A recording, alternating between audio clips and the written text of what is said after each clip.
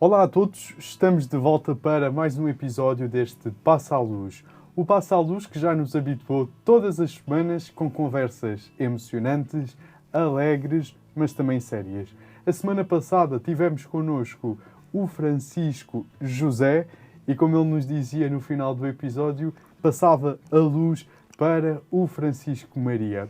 O Francisco que, segundo me chegou aos ouvidos, sonha ir a Jerusalém de trotinete elétrica. É verdade ou não, Francisco? Bem-vindo. Obrigado. Eu acho que nunca disse isso na minha vida. Portanto, para jornalismo, impecável. Ok, impecável. gostaste. É assim para descobrir. Eu gostava imenso de ir a Jerusalém. De trotinete elétrica principalmente. Talvez a pé, um dia, com o Francisco Cabral. Espetacular. Olha, Francisco, bem-vindo ao nosso podcast. Há muita gente, inclusive também eu, que não te conhecemos. Acho que seria bom também fazeres uma apresentação de quem és, o que é que fazes da vida, que idade tens. Sim, assim muito rápido. Meu nome é Francisco Cid da Silva. Sou casado, tenho 25 anos e sou casado, casei-me em 2022, portanto com 22 anos, e tenho uma filha, a Pilar, e a Maria do Rosário, que vem a caminho, se Deus quiser, em março, e acho que isso é mais que suficiente para uma apresentação, porque acho que é o mais importante, e pronto. Espetacular. E olha, a nível da tua vida, pronto, tu tens 25 anos, né? Não é pouco tempo, mas também já não sou um bebê. Exatamente, já há algum tempo. Como é que tem sido a tua vida? Por onde é que tu tens já passado desde criança? Os meus pais, eu sempre vivi grande parte da minha vida em Évora, mas os dois lados da minha família, ao contrário do Francisco José, são de Estremoz e, portanto, sinto que essa, mais ou menos, nunca lá vivi, mas passei lá grande parte da minha vida e sinto que é ali o meu berço, pelo menos de família. Mas vivi muito tempo em Évora, desde que nasci cá, até aos 13 ou 14 anos, ou 12. E depois os meus pais mudaram-se para Arrelos e depois fui para Lisboa para a universidade tirar o curso de Economia. E pronto, essa foi os sítios por onde eu andei. Mas, assim, a pergunta é mais sobre a parte espiritual da coisa. Sim. Era isso que eu te ia perguntar agora. Pronto. Enquanto estavas em Estremoz, andaste à catequese, estiveste nos acólitos, não sei. Sim, eu não estive em Estremoz mesmo, eu estive cá em Évora. Okay. Em Estremoz era mais onde eu ia passar os natais e passava lá muito tempo, com os meus avós são de lá, grande parte da minha família é de lá. E a família é toda católica? Sim, a minha família é toda católica, isso foi sem dúvida uma grande bênção, primeira grande bênção da minha vida, foi a fé que os meus pais me deram, a minha mãe e o meu pai, e ao qual agradeço, porque foi a coisa mais importante que me deram. E depois, a outra coisa logo a seguir, que foi logo, como o Francisco Cabral no último episódio disse, 3 anos depois, foi outra grande graça também que eu sinto que Nosso Senhor me deu logo no princípio, foi ter um grande amigo, que foi o Francisco Cabral, que me acompanhou e que me ajudou sempre a estar, a não sair, a não me desviar do caminho, porque eu sinto que temos personalidades muito, muito opostas. E, portanto, sempre foi uma água na fervura comigo e pronto, a isso eu também agradeço muito a Deus. E depois, assim, é engraçado porque eu depois com 13 anos, 12 anos, lembro perfeitamente, eu tenho cartas que eu trocava com o Francisco e ainda tenho a carta dele em casa, quando ele me escreveu que queria entrar no seminário, porque o que nós falávamos, queríamos fazer muito os dois, era ir para o exército e só disparar contra infiéis. Okay. Basicamente, sonhávamos muito com as cruzadas e pronto. E eu tenho a carta que ele me disse que ele não queria nada disso e que ia para o pré-seminário. E eu fiz a coisa mais óbvia que foi, também vou. E então, com 13 anos, entrei no pré-seminário também, que eu acho que foi também a terceira grande graça da minha vida, foi ter estado perto de bons padres, e aqui eu digo o nome do padre, foi o padre Ricardo Cardoso, que foi uma figura paterna espiritual, a primeira, assim, e que foi muito importante na minha vida espiritual, sem dúvida, e que eu acho que que pôs... que me virou-me para o caminho certo, a seguir aos meus pais, mas ainda mais com o Padre Ricardo Cardoso. Ainda estive lá até aos 16 anos ou 15 anos e com o Francisco Cabral, portanto, partilhámos muita coisa aí e pronto. E agora, nos dias de hoje, estás ligado a algum movimento, alguma... Ou pronto, agora já que és casado, pronto, geralmente as pessoas deixam de ter tanto tempo ativo e disponível para participar neste tipo de atividades. Como é que é no teu caso? No meu caso começou também pela influência da minha mãe com o renovamento carismático. E o renovamento carismático é muito peculiar, mas eu acho que também foi outra grande graça na minha vida, à qual eu agradeço a Deus muito, que foi abrir-me e dispor-me desde cedo para a oração, que a minha mãe sempre teve o cuidado de fazer comigo. E o que é, para quem não sabe, o que é isso de renovamento carismático? O renovamento carismático é um movimento que acho que foi criado, eu não tenho a certeza, mas que foi no pontificado de São João Paulo II, foi criado por um grupo de protestantes que estavam a rezar e que o objetivo deles, no fundo, era fazer um novo Pentecostes. Isto foi a história que a minha mãe me contou, podem fazer o fact-check, que se calhar está errado, mas eu conto como foi contado. E que, no fundo, eles estavam a tentar um novo Pentecostes de pedir a vinda do Espírito Santo, e pediram, e não acontecia assim nada de especial. Que eram boas as noites de oração, mas não passava. Sim. Até que houve um dia, acho que no dia de Pentecostes, se calhar estou a inventar, mas pelo menos esta é a ideia que eu tenho, no dia de Pentecostes o Espírito Santo desce sobre aqueles grupos de protestantes e quando abrem os olhos todos se converteram ao catolicismo sem terem falado sobre isso, converteram-se no momento. E daí nasce o renovamento carismático, é um movimento que, pelo menos a meu ver, que mete muito, e eu acho que é isto importante que podem trazer à Igreja, e que acho que estão a trazer, que Jesus é uma força viva que, como ressuscitou pessoas, como ressuscitou Lázaro, e como os apóstolos ressuscitaram pessoas, que continua a fazê-lo hoje em dia, e que acreditam que Jesus faz, e de facto vê-se os efeitos. É um movimento que tem as suas peculiaridades, mais uma vez, mas que tem esta parte muito boa de terem uma relação muito próxima com o Nosso Senhor e aprendi isso. Mais tarde, isto foi no princípio quando era miúdo, mais tarde também por influência do Padre Ricardo Cardoso, eu comecei a ter um carinho especial pela liturgia cuidada e o Padre Ricardo Cardoso também acho que foi uma grande força nisto, em mostrar-me o valor de uma liturgia bem celebrada.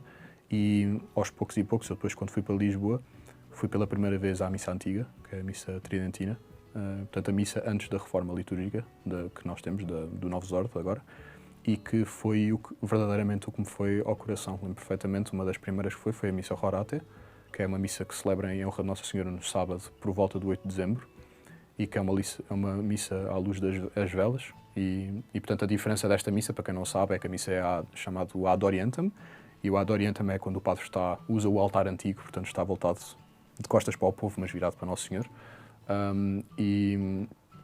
E é em latim a missa, e depois há algumas diferenças depois também no rito, que foram mudadas depois do Concílio Vaticano II.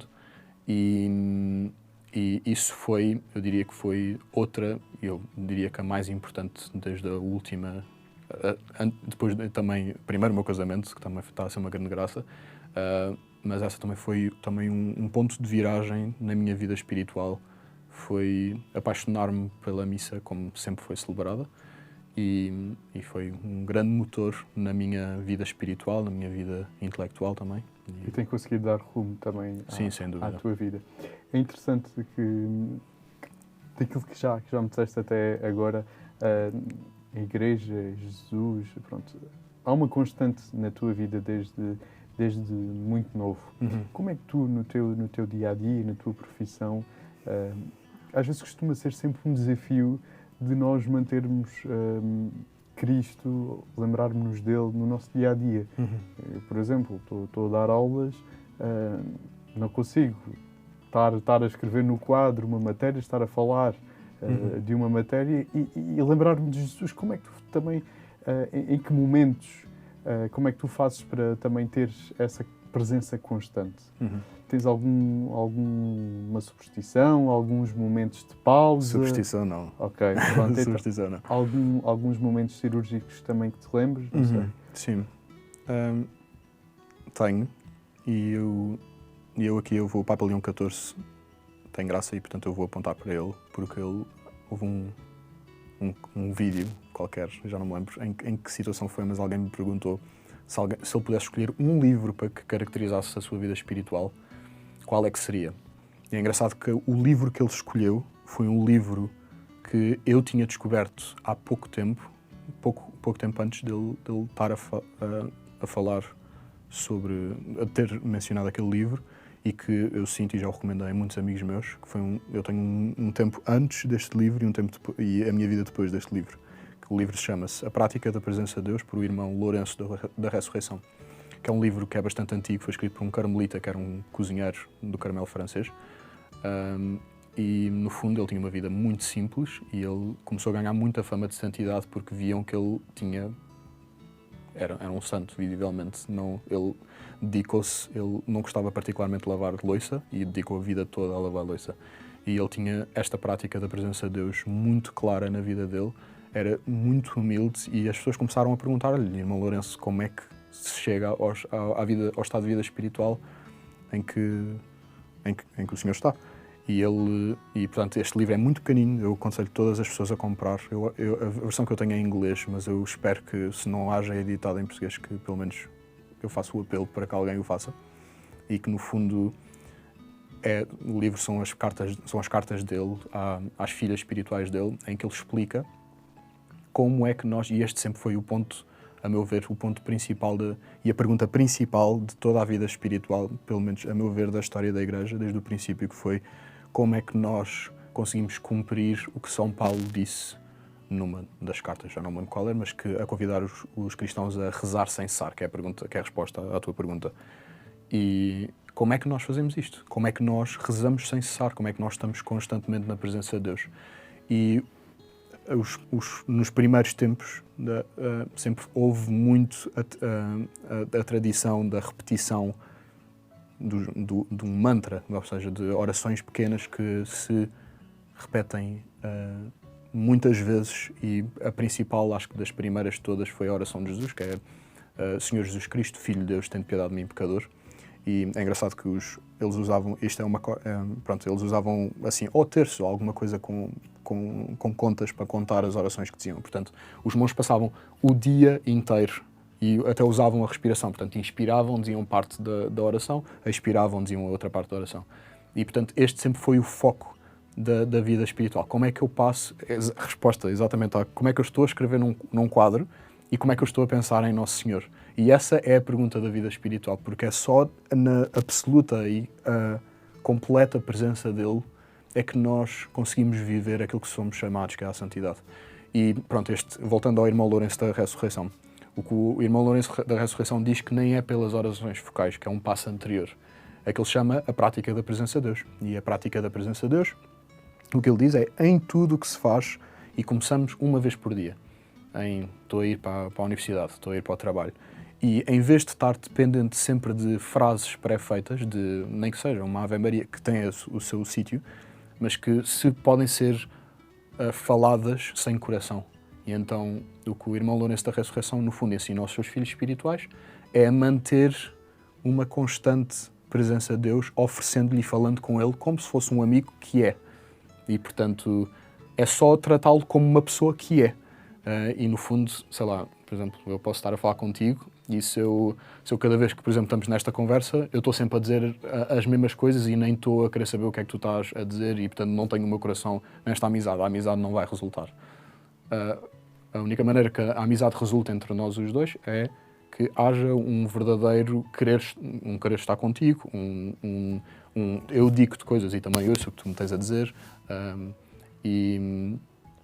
E pronto, no fundo é isso que o irmão Lourenço da Ressurreição ensina a fazer, que é em tudo na nossa vida oferecer tudo. Por exemplo, estou a escrever no quadro ofereço estar a escrever no quadro de Jesus e digo-lhe que estou-lhe a oferecer isto e quero estar na tua presença. E depois o que o irmão do Lourenço da Ressurreição diz é que para focar o que ele chama o olho da alma, e que Platão já falava do olho da alma, a visão da alma, e pô-la em Nosso Senhor e estar sempre mentalmente na sua companhia. E isto o que vai acontecer é que se vai criando um hábito. E o hábito torna-se, para os grandes santos, a vida inteira. E, portanto, é assim, era isso que eu diria. Muito bem. E tu agora, ao tocares neste querer e nesta vontade também de estar com Deus Nosso Senhor, nós muitas vezes isto, e já falamos também noutras conversas, não quero estar a mentir o convidado em que falamos, mas foi definido este percurso da nossa vida de presença na Igreja Católica como um eletrocardiograma, ou seja, tu nem sempre estás bem, tu nem sempre estás mal. Como é que tu lidas com estas subidas e com estas descidas constantes na tua vida? Tens? E o que é que tu fazes? Tenho. O que é que tu fazes para voltares outra vez ao de cima? Eu acho que se calhar a pergunta...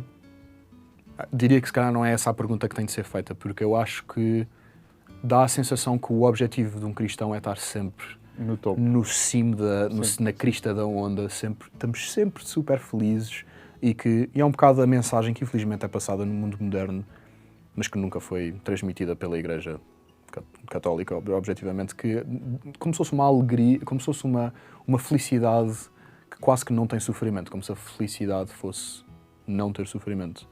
E o que eu ainda estou a aprender, mas o que se aprende é que como estavas a dizer, no eletrocardiograma, quando estamos em cima e quando estamos em baixo, temos de só fazer uma coisa, que é dar graças a Deus e estar na sua presença. E estando na sua presença, o que vai acontecer é que não tira os altos e os baixos. Os maiores santos da Igreja, incluindo Nosso Senhor, teve altos e baixos. Ele teve a transfiguração e teve a agonia no Horto das Oliveiras. E, portanto, teve no seu esplendor e a mostrar o facto de ele ter descido de tal maneira à miséria humana. E, portanto, a chave para mim é saber depender sempre de Nosso Senhor, quer estejamos em cima, quer estejamos em baixo. E isso é que nos traz a verdadeira felicidade, que é no sofrimento está a felicidade. E é essa a grande diferença. Muito bem, interessante. Nós geralmente lá está, como tu dizes, olhamos sempre só com a ambição de voltar outra vez ao de cima. Sim. E não olhamos para a parte mais abaixo. Se eu te fizesse, e quando faço esta pergunta, alguns convidados ficam sempre, agora apanhaste-me de surpresa. Tu tens alguma passagem, algum capítulo da Bíblia que tu digas, este acompanha e tem acompanhado a minha vida nos últimos tempos? Ou é mensagem da minha vida? Tenho vários. Eu sempre fui muito interessado em estudar, tenho muito interesse em filosofia e teologia e gosto de dedicar-me ao estudo. Vou dizer 2. Eu acho que a passagem e a frase que Nosso Senhor disse, não sei versículos, infelizmente sou uma nódoa a dizer versículos, e os evangelhos, mas quando ele diz, para provar a sua divindade aos judeus, que queriam saber o que é que ele estava a dizer, e se ele estava-se a afirmar como Deus, e quando ele diz, antes de Abraão ser, eu sou. Acho que isso eu acho que é mesmo a patrão, como se costuma dizer, que é ele diz o nome de Deus, que é eu sou aquele que sou, e eles estavam a falar filho de Abraão, acho eu, enfim, desculpe, perdoem-me a minha ignorância bíblica, mas quando ele diz que antes de Abraão ser, eu já lá estava, eu sou a própria existência, eu sou o ser, indo para a metafísica. E depois, segunda, que eu acho que esta sim, pelo menos nos últimos tempos acompanhou muito a minha vida, que foi quando Nosso Senhor diz, vinde a mim, vós que estáis cansados e oprimidos, e eu vos aliviarei. Eu acho que há poucas passagens do Evangelho que sejam tão caridosas e tão cheias de amor, porque toda a gente todos nós estamos cansados e oprimidos, e como voltando ao eletrocardiograma, o que Nosso Senhor diz reconheçam que estão cansados e oprimidos, não existe felicidade neste mundo, e eu vos aliviarei. A solução para a miséria deste mundo e para as misérias familiares e para as misérias das guerras e tudo mais é sempre o Nosso Senhor. E para as nossas próprias misérias, para o nosso pecado. Porque o pecado é uma carga e Nosso Senhor alivia-nos dessa carga pela cruz que Ele levou. E, portanto, eu acho que não há... para mim, sempre foi um versículo que me acompanhou a minha vida e cada vez que penso, fico logo emocionado, porque acho que é tão carregado de amor e pronto. E como é que tu consegues, como é que eu hei de dizer isto? Por exemplo, falámos na conversa passada com o Francisco, quando ele quis ir para o seminário, tiveram, sequer os amigos começaram a ir, pá, isto agora quer ir para o seminário, vê lá que é melhor não. Tu, sequer, ao longo da tua vida também tiveste momentos em que te quiseram afastar de Cristo, ou te disseram assim, pá, não vais para isso, vemos essa aí connosco, não venhas à missa, por exemplo, estou aqui a supor. Como é que tu vais lidando com esses desvios que as pessoas muitas vezes, aí, cirurgicamente, possam fazer na tua vida e te queiram afastar de Cristo? Sim. Eu não me revejo só muito nessa pergunta. Não é pela pergunta ser má, atenção, é uma boa pergunta.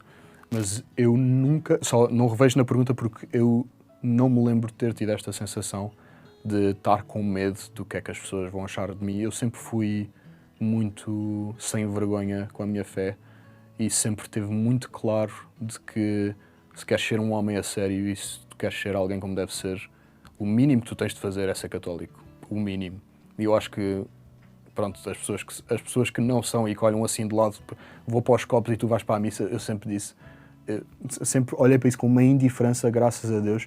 E também, pronto, acho que aqui eu e o Francisco, porque o Francisco, como é o Francisco Cabral, sempre fomos muito amigos, e ele tem assim esta personalidade mais, assim, mais calado e, portanto, se calhar tem mais dificuldade em, se calhar, não é responder, é de... Não lhe sai tão facilmente a resposta rápida e eu sinto que... Eu lembro perfeitamente aulas de filosofia em que a professora era uma ateia e que era a favor do aborto e tudo mais, e eu passava a aula inteira a discutir com a professora e a dizer que, pronto, que o aborto é uma miséria, é uma vergonha estar a professora a defender o aborto nesta sala de aula. E, portanto, só para tentar responder rápido à pergunta, porque eu perco mais vezes, só para dizer que sempre foi muito claro que a melhor coisa que um homem pode ser é católico e não há chamamento maior, sempre teve muito claro, do que a santidade e que os homens a sério são os santos e que são os que têm controle das paixões, do que essas pessoas que tentam passar tipo, não sei o quê, vais à missa rezar com o teu terço e não sei o quê, e depois são mais parecidos com os animais porque não têm controle das paixões e não têm controle da vontade. E portanto para mim sempre foi óbvio, graças a todas as coisas que eu já mencionei, que o verdadeiro homem, e isto desde os gregos antigos, que não tinham noção nenhuma de quem é que era Nosso Senhor, porque ainda não tinha vindo à Terra, tinham isto muito claro. O homem virtuoso é aquele que consegue pôr a sua vontade à frente, o seu intelecto sobre a sua vontade. E de qualquer outra coisa, as pessoas que se deixam e que se levam pelas paixões, também são os cobardes e também são os que desertam nas guerras e que fogem com medo. São os que não têm controle sobre as paixões. Pronto. Por falares em paixão, não querendo estar a dizer do meu apelido, né? Mas podíamos falar, se calhar, agora e aqui não a conseguimos trazer até aqui, né? Mas podemos falar das paixões da tua vida, neste caso, a tua companheira, mas também as tuas filhas. Pronto, uma que já cá está e outra que vem em caminho. Que importância é que também tem estas pessoas na tua vida? Acho que é difícil dizer, tem toda a importância neste momento. Eu tenho duas coisas muito claras na minha vida, que é... E eu quando digo isto, parece que sou muito claro, mas eu falho imenso, infelizmente. Mas minha primeira paixão é Nosso Senhor, e por amar Nosso Senhor deu-me a minha mulher como companheira também, mas como mulher. É esta a minha missão. E a minha missão é a minha mulher, irmos os dois para o céu, e eu levá-la para o céu, e com a ajuda dela eu também vou para o céu, e levar as minhas filhas para o céu. eu fiz alguns ativismos católicos, ainda hoje estava a falar disto com a minha mãe. Criei um instituto de formação católica chamado Instituto São Teotónio, que ainda fizemos algumas coisas, mas principalmente quando eu estava em Lisboa, na universidade. E, portanto, tinha alguns ativismos católicos e tinha esta vontade de alterar a cultura e de trazer a cultura ao que era, de ser uma cultura católica, portuguesa e forte. Mas Nosso Senhor está-me a mostrar que eu tenho, embora isso seja importante, sem dúvida, mas que agora a minha missão é só uma, que é eu tenho de preocupar-me com a minha salvação, com a salvação da minha mulher e com a salvação dos meus filhos. E para isso é que eu quero dar o meu sangue. E, portanto, para mim isso está muito claro. Essas são as paixões. Tudo o resto é absolutamente secundário. Eu nem sequer consigo dizer que outra paixão, assim, nesse sentido, que tenho. Tenho paixões, coisinhas. Gosto muito de música, gosto muito de música, pronto, de estudar música, toco piano e tudo mais.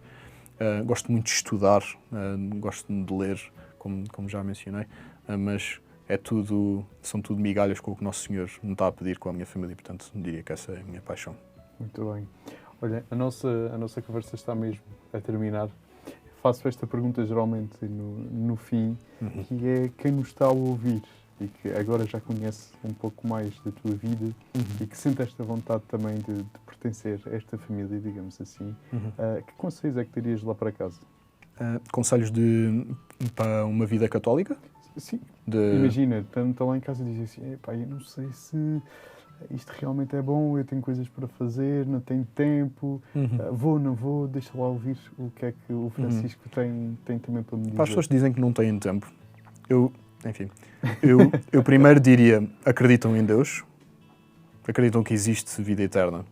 Se me disserem que não, aí é outra conversa que se tem. Agora, para as pessoas que são católicas e que querem e que sabem que existe uma vida eterna, não é muito difícil perceber que uma infinidade de ou ir para o céu ou ir para o inferno requer alguma alteração agora nesta vida, que eu não sei quando é que vou morrer. E pronto, e eu diria que é preciso, eu vou dizer uma coisa, que é, agora no dia de São João Batista, disse outra passagem importante que dizia que Nosso Senhor diz que o reino dos céus está a ser, eu não sei dizer bem, mas que está a ser apanhado pelos violentos, e os violentos que conseguem e fazem-no pela força, a falar de São João Batista. E, portanto, para as pessoas que estão lá em casa e que vivem mornos, é preciso ser violento com a vida de oração e a vida espiritual. Com isto dizer é violento connosco próprios.